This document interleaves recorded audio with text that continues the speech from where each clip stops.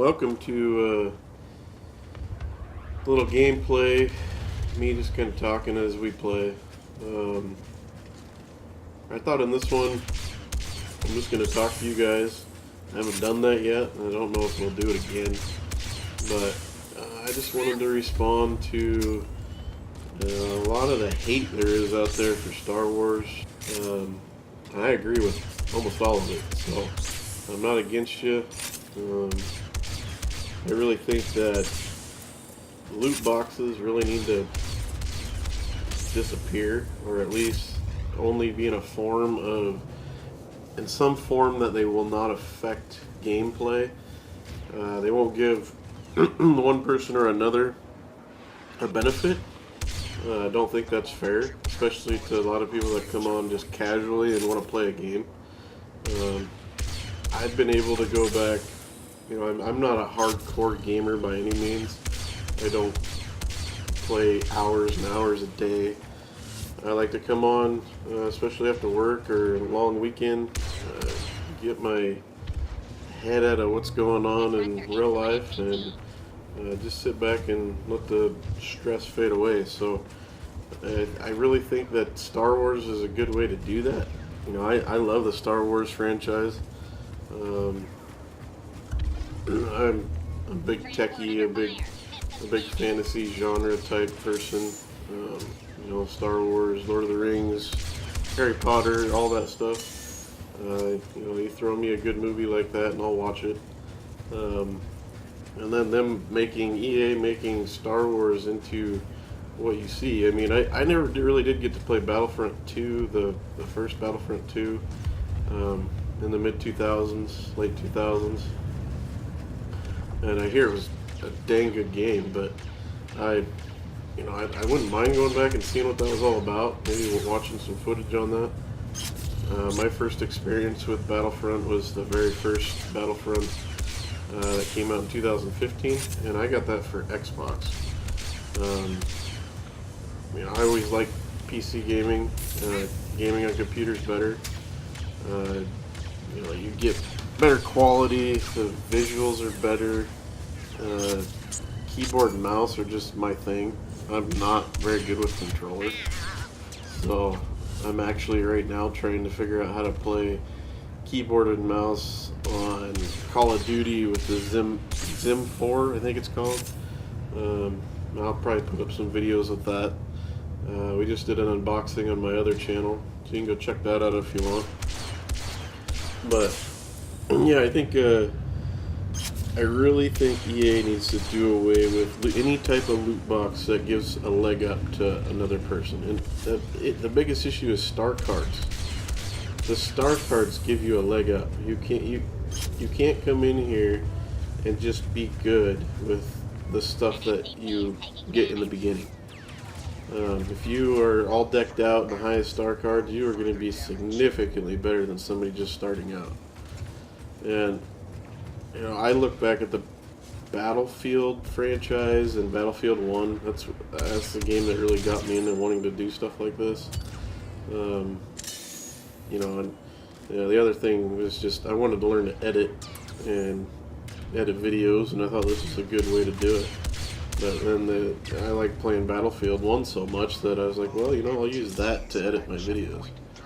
And so I really like the way that Battlefield 1 does it. It's all custom skins. They have loot boxes, but you're not going to get an advantage out of it. And people say, well, if you buy the premium pass and you have the DLC expansion and you get all the extra guns out of that you're going to get have a leg up because the new guns might be better. But honestly, some of the original guns are the best guns in the game. The Automatico, for one, that thing will dominate. Some of the original snipers, the shotguns, what is it, the Model 10A Hunter, I do believe it is. That's one of the best shotguns in the game, so I really like how that season pass thing works out I know a lot of people don't like season pass because a lot of people can't really afford the season pass. Um, but I don't know. I would say to that, and I've commented on this a few times, is if you pay $60 for a good game, which going back to Star Wars is the first time I've ever bought a game at full price for a deluxe edition. I've never bought a game at full price before. They've always been discounted. I've always seemed to step into games like, halfway through their life cycle where they're starting to get discounted. So I have a bigger issue with Star Wars right now than I do to the others. And I think a season pass or some type of pass where you can buy the base game for a certain price, test it out. If you like it, good for you. You can go and buy that season pass and you get everything else for the eternity of the game, however long they want to make it. You get all the new expansions.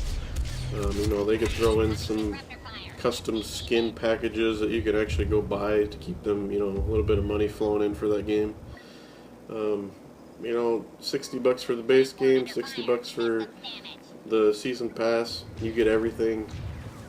I'm probably on 600 plus hours of Battlefield 1, and I just want to say, where can you go to be entertained for over 500 hours for $120? I'd like to see you to go to that many movies and pay that amount, but that's just my opinion. I mean, everybody has a different opinion. And there's got to be something out there that works, and somebody who's done this longer than me and is actually in this field should be able to figure it out. But back to Star Wars. My biggest issues with Star Wars right now is just, there's been a lot of rubber banding in some of the servers. I'm sure that's something that, will get figured out as we go on, as time goes on. So not too worried about that. And vaulting is another one. You sometimes get stuck behind things because you just can't get over it. I fell in a little hole between a couple trees, and I was stuck there. I had to redeploy. I couldn't do anything. A lot of the maps are so linear. They're just, one direction, run to the objective, run. We all just run forever, it seems like, in this game. I'd really like to see how they had the partner start or some type of squad start, to where if your squad was in a certain area, you can start on them. I do believe they had partner start in Battlefront, and even that would work. It's just, running, you run up there, and if you're going against a hero, on one side of the map, and it's going to take a bunch of you to take them out, you're running forever. I think in a few of the maps, not all of them, but a few, there's a lot of bottlenecking. So you basically get all huddled up between a doorway, and it just, whoever can throw the most explosives wins. I don't like that. I like being able to make a flank, more gunplay, things like that. So, I don't know. I think loot crates need to go. Need to make it easier for the casual gamer to come in, play, enjoy the game, and not have to worry about being, destroyed by a guy that has been playing forever with every star card there is, and literally as soon as he spawns, he's taken out by a sniper.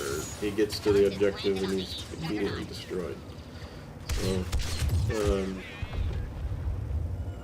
hope they fix the server lag issues. I don't see an issue there.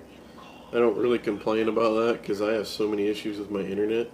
I only have 4 down and 1 up right now, and I deal with it all the time. So I just come back later when hopefully the server will be running better. But hopefully that's going to change soon for me too. Better internet's coming into my subdivision. So.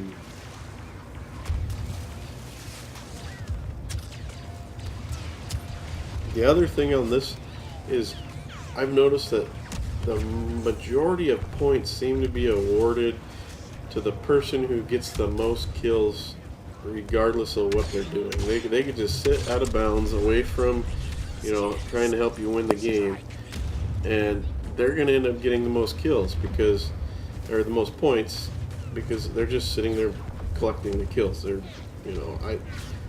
that's kind of a Call of Duty thing, KD ratio. I mean, maybe that's what they want to do in this game. They want you to just run around and get the kills, but they make it seem like it's so objective oriented. I wish you'd get more points for actually trying to take the objective. I play objective most of the time, and I think that's why I do so well in Battlefield 1. I don't really care less about my KD. I want to win. No. I'd like to see him find a balance between a really good player who gets really good kills, doesn't die that much, but also maintains the same thing for a player that is trying to play the objective, doing really well, and is constantly on the objective.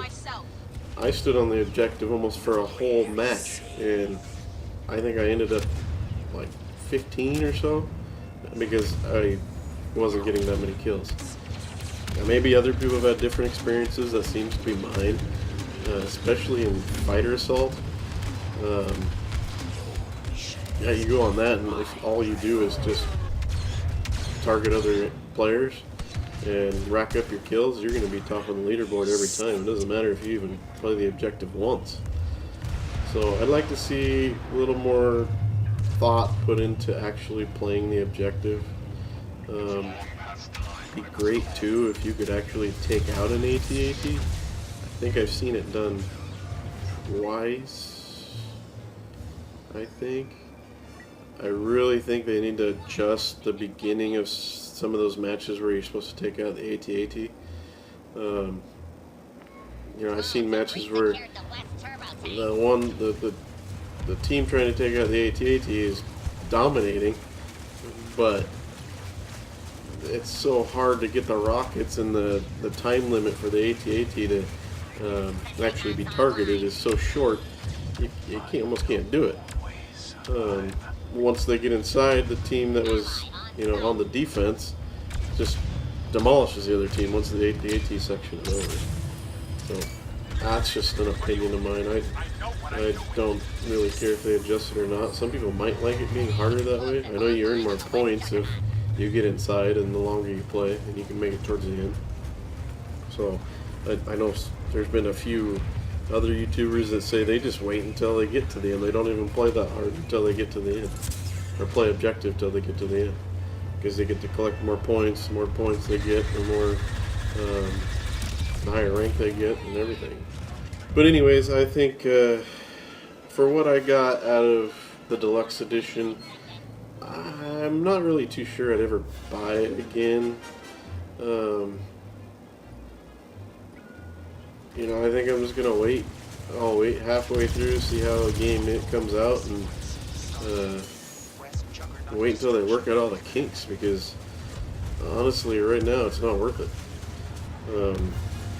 I've had much better luck with games that are a quarter to halfway through the life cycle, that are polished, play really well, and I can go on and enjoy right away.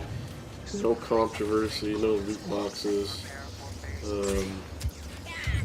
And me, I'm not against loot boxes. I'm against loot boxes for giving you a leg up. You shouldn't be given a leg up because you have more money than somebody else. So, anyways, what to do about it, how they continue bringing in money to give us better content, to make better games, I don't know what to say there. Like I said, I'm still for the premium pass. I've never really been against it, because you buy premium pass, you're not really getting a leg up on anybody. If somebody that buys the base game and just plays the base game could be just as good, if not better, than you. So it doesn't matter what you get in there. I think Star Wars, the issue, the star cards, they give you a leg up no matter what, whether you get loot boxes or not. So being a fair, balanced game, if one person's decked out in star cards and you aren't, they're gonna have an advantage. So yeah, it's gonna take somebody smarter than me to figure out the loot box situation, and I really like to know what everybody else thinks. I'm always for hearing everybody out and listening to other people's opinions. My opinion's only one, and it works for me. It doesn't work for everybody else. So leave some comments in the comments section. Let me know what you think. Get me on Twitter. Go check out some of my other channels. Got some good stuff on there. I'm hopefully going to get better and better at this. I don't know if I'll do another commentary like this. I mainly did this one because I had some issues with Star Wars and wanted to get that out there. I really enjoy Star Wars. I'm gonna keep playing it, only because it's Star Wars and you get to like be in the same world as all those people you grew up watching, you know, in the movies and everything. And that's pretty cool. So even if it was a bad game, the visuals and everything are pretty awesome. So anyways, hope they do better, and I will catch you guys in the next one, and enjoy the rest of this gameplay. Let me know what I can do better, and if you liked me talking in this. I kind of hate my voice, so if you guys like it, I might try it again. If not, just we agree. So I'm gonna head on out, and I'll catch you guys in the next one. See ya.